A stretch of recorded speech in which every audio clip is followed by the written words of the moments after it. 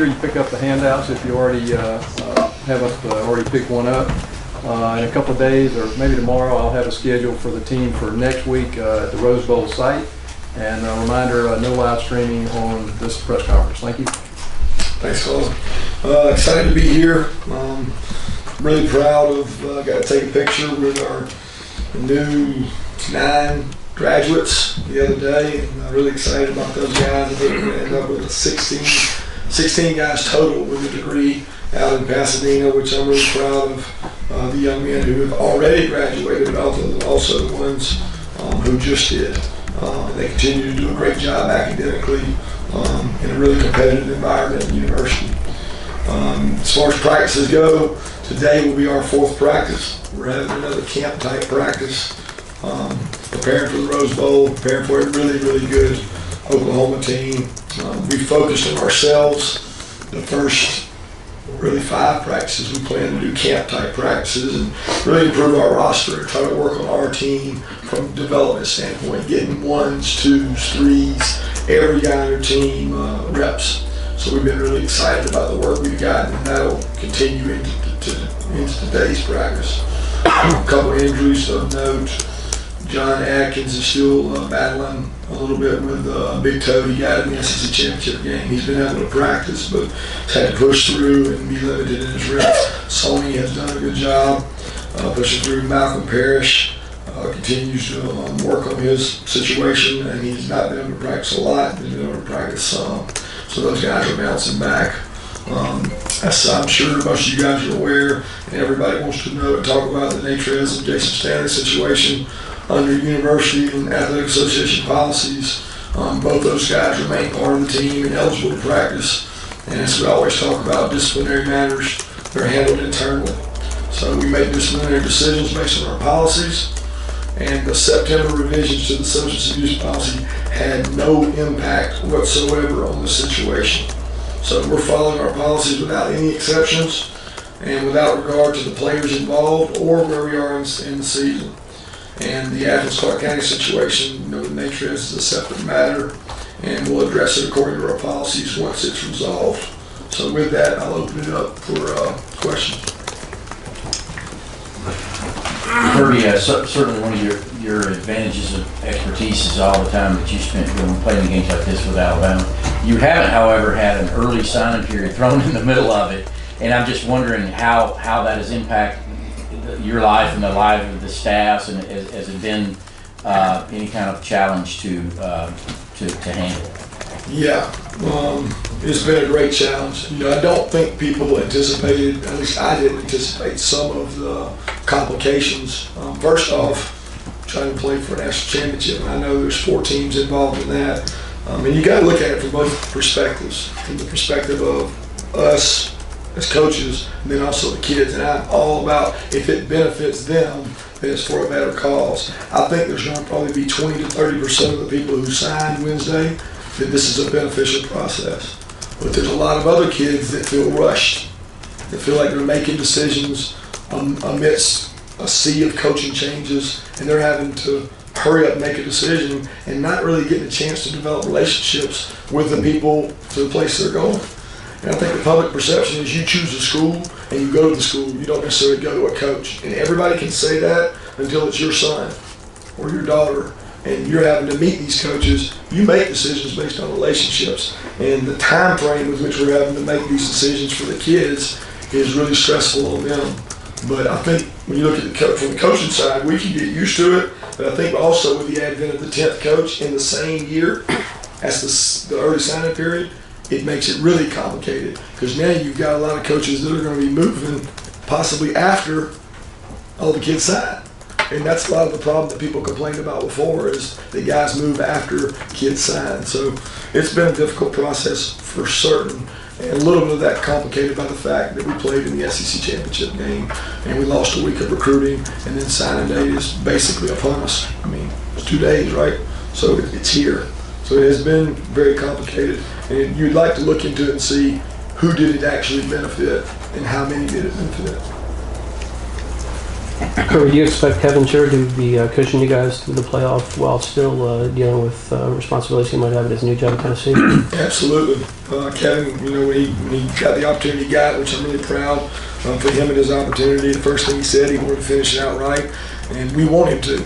So he's done a tremendous job with our outside linebacker group, and he always has. And it's important for us to be at our best in this college football playoff. Well, if it wasn't important to have him, why would we have him here all year? So he's been here and he's helped these guys develop, helped the young players develop.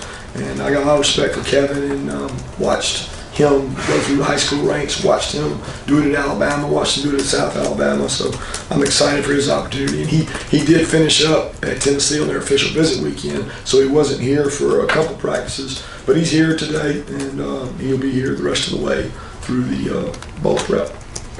Hey Kirby, if you asked people to say, hey, who are the top 10 players in college football, I'm not sure that many people would have Nick Chubb on the list. Why do you think that is? And have you ever had to have a conversation with him about, hey, this is going to be your role here. You may not get the sort of national attention you deserve, but we love you anyway, kind of thing. I think running backs as a whole recognize that now. When you look at the guys that are winning the Heisman, there are some backs in there, but those guys don't get enough carries a lot of times, and the ones that do, they know that it can affect their pro careers, just on longevity. So, no, I've never had that conversation with Nick, nor do I expect to ever have that conversation with a running back, because if they're worried about that, then they're probably not worried about us winning games. And I like the running backs that are a lot more concerned with us winning football games. And we got to do what's best to win the football game. If he's got to carry it 35 times a game, then so be it. And he acknowledges that. He's done that in his career here. But that's not his role right now, and he's embraced his role. And the best thing he does is lead by example. He ends on him. Coach, quarterbacks on both sides of the ball. Talk about, I guess, how pleased you have been with Jake and with Roquan playing on defense. Tremendous job. Both those guys have grown up a lot throughout the year. Roquan took on a leadership role at a time in the season, spring, when it was hard because he was injured. But he's embraced that. He's had really good 3 practices. He looks fast out there, really competitive, playing fast. And Jake continues to grow and mature. There was times that we were on the road and he led to help the team do 7-on-7s. He's grown as a leader among the team, and I think with each game and each situation he gets involved in, he tends to play better and understand the offense better. So they make the other players around him much better. Kirby, back to Natras for a minute. He's obviously had multiple incidents, whether arrests or indirectly. What's your level of concern about the kid for whether he legitimately has a problem? And kind of following that up, if you play him, could that qualify as sort of enabling bad behavior and sending the wrong message? Yeah, I think for us, which I'm not allowed to talk much about this subject because a lot of it is confidential, and you got to respect his confidentiality. I have a lot of respect for Natras as a person, student athlete. He's done a lot of good things along with his mistakes. And I think for us, for me, I can't sit here and outline and define everything that's happened because of his confidentiality and on the kid's sake. So with that, there's not a lot I can talk about in that situation. Limited. Kirby, given that your defense has an odd front, Oklahoma runs an odd front, I think Isaiah said that you guys have faced maybe 3 odd fronts this year. How beneficial is it that some of the good on good could actually simulate what Oklahoma might want to do? I think it's great, but it goes both ways. They get to see our odd front. They play against an odd front a lot, and for a long time, odd front was different. Odd front was like the exception, and now the better teams, it seems like more and more do both, and we do both. And you got to do the one that fits your program the best. I think that it presents challenges because they're not exactly like us odd, but we have visited with Oklahoma in the past. We've shared ideas, so there are a lot of similarities. I think if anything, that makes it more about fundamentals, like working on blocking, tackling, doing all that, because it's not going to be like a really different scheme. It's going to be a very similar scheme from the standpoint of our defense and their defense, and they've got some talented rushers in that group. Kirby, now you've had the benefit of practically an entire season now. What do you see as the impact of the guys who had to decide to come back, and how much role have they played in you guys being where you're at now? probably more than they have been given credit. I mean, I think every time I talk, people talk about those guys deciding to come back and what impact it had. I think the greatest impact it had was it gave the younger players, juniors, sophomores, and freshmen, confidence in the regime. And it showed them that, hey man, these guys have only been with this staff 1 year, but they're willing to stay. And I think that gave a quiet confidence to the spring. Then I think the leadership of those, 7, 8 seniors has been tremendous for the off-season workouts and setting the tone. But the value of experience, I mean, you could have a freshman that's better than a senior, but the senior plays better in the big moments because he's got poise, he's got an understanding of it. You think about Davins played against Notre Dame, he's played against Auburn, who were both kind of momentum-changing plays. I don't think you can put a number of wins on that, so I think it played a major factor for us. Kirby, hate to ask another off-field thing, but Latavius Brenny, what's his status? Yeah, his still in court right now, still going through the process and decision-making process. As we get more information, we'll let you guys know. Just don't know a whole lot. Kirby. Yep. Baker Mayfield presents a lot of different challenges on the field. My question is the most difficult thing is when he breaks the pressure and the play breaks down and he gets out there and starts sort of freelancing and picking guys out on his own because you don't know what he's going to do. Yeah, he's really elite. I mean, I think he goes up in that category even beyond Johnny Manziel when it comes to creativity with the ball. I think he can make all the throws from all the angles. We all know his scrambling ability. It's not just the scrambling, it's the fact that when you get to him, you sometimes still can't get him down. He's strong. I mean, he's built lower body like a running back.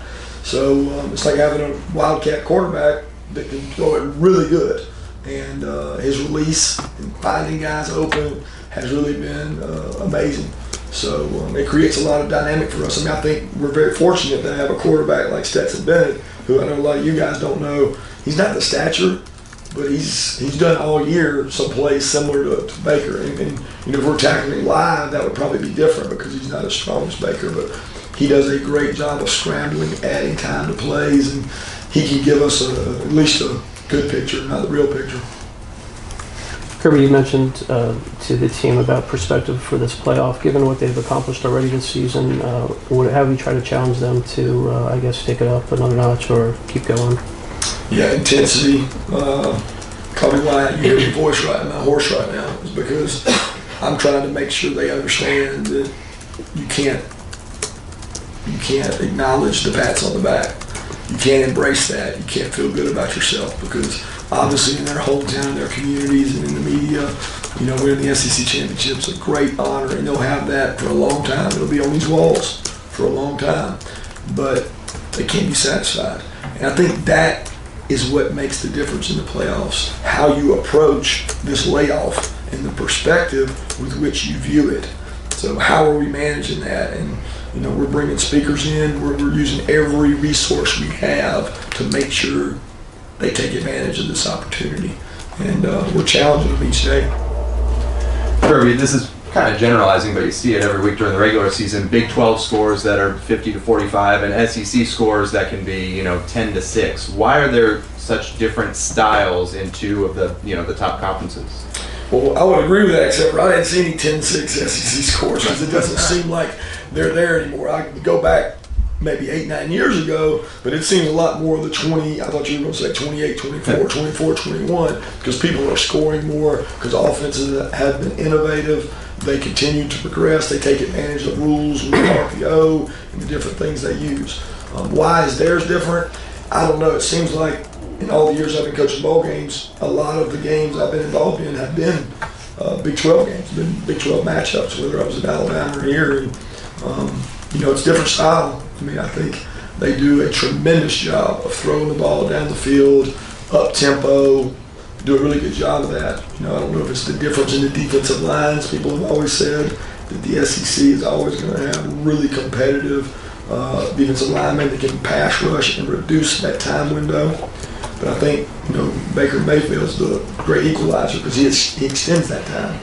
And he makes those plays go longer where you have to cover longer. But that has a lot to do with it, and they've got really good skilled receivers in that conference. Kirby, you mentioned in the preseason how much better you guys had to be in the kicking, the punting coverage game. they're seeing an improvement, but how important will that be against an explosive offense like Oklahoma, just the field position battle?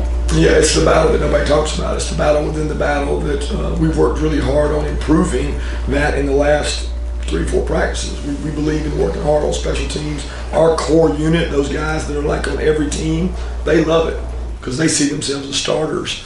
And it's had a great impact on the games we've played this year because I feel like we've been, maybe not statistically, because I don't even look and say, well, where are we statistically in this and that and that.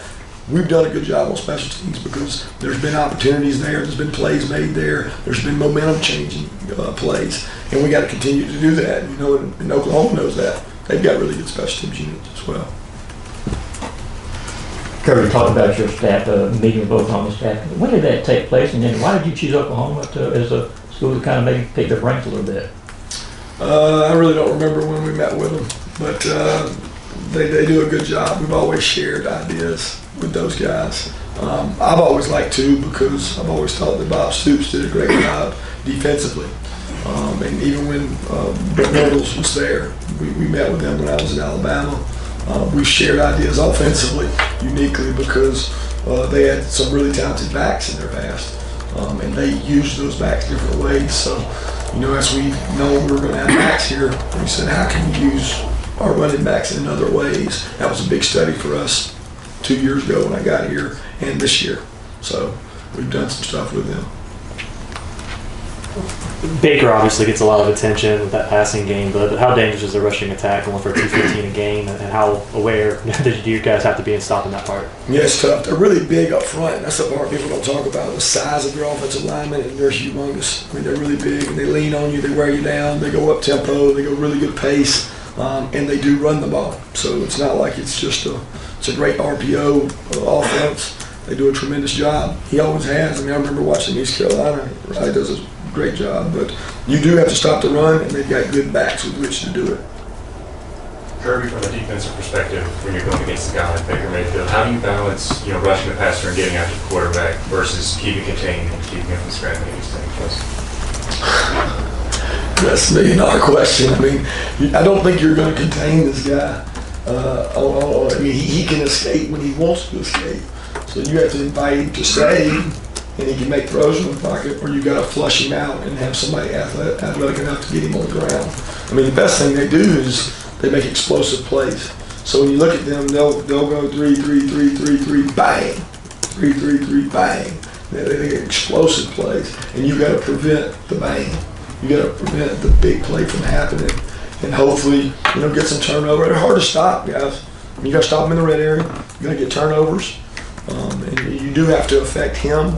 But you got to be smart when you affect him because he's seen it all. This guy's not like he hadn't seen a pressure that we might be running. You're not going to reinvent something that he's never seen before. 2 more questions?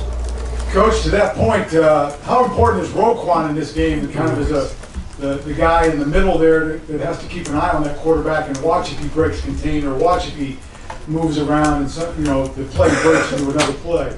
Yeah, he's a tremendous asset for us because of his speed. But we can't make this Roquan Smith against Baker Mayfield because that's not the case. I mean, he's not assigned to Baker. He's assigned to a gap. He's assigned to a coverage responsibility. He's assigned to a running back man-to-man. I mean, he has all kinds of assignments. It's not as simple as people make it want to seem like, hey, it's Roquan against Baker Mayfield. That's not what this is. Roquan has to play within our system, and he may end up in a matchup with him at some time. But we've got other guys we spy with. We've got other guys that got to rush and contain the quarterback. He certainly is going to be a key factor in getting our defense lined correctly, which is the most important thing. It's what we do, not necessarily what he does.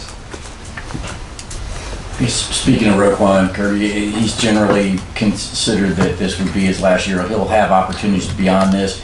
Generally, that window to figure all that out comes between the championship game and the bowl. Have you been advising him, and do you? I mean, can you say as much as you? I'm sorry. You're talking about SEC championship game? Yeah, SEC championship. Yeah, the window before they came back to practice here. Generally, when you get advice and stuff like that, is it not, or what do you think Roquan's going to do in that regard? Do you even address it with these big games waiting for you? No, I mean, we handle it the same way we've always handled it, and that's we call every kid in that we think has that potential. We talk to them about it. We say this is the process we're going to follow. We're going to get information. We're going to gather information for you. We're going to receive it from the NFL. We're going to give it to you. We're going to be able to give you advice. But that's not right now. Right now the focus is on Oklahoma, and that's the concentration, and that's what we're doing. We make sure it doesn't become a distraction because we know you guys are going to ask them. So we go to them and say, hey, listen, be prepared for this. This is what we're doing. This is how we're handling it. And we'll follow the same exact steps that we followed last year with our guys. And everybody gets the information. Everybody makes their own decision. And we'll give you all the information we can to make the best decision possible. But let's make sure the focus is on the team and the focus is on Oklahoma. Thank you.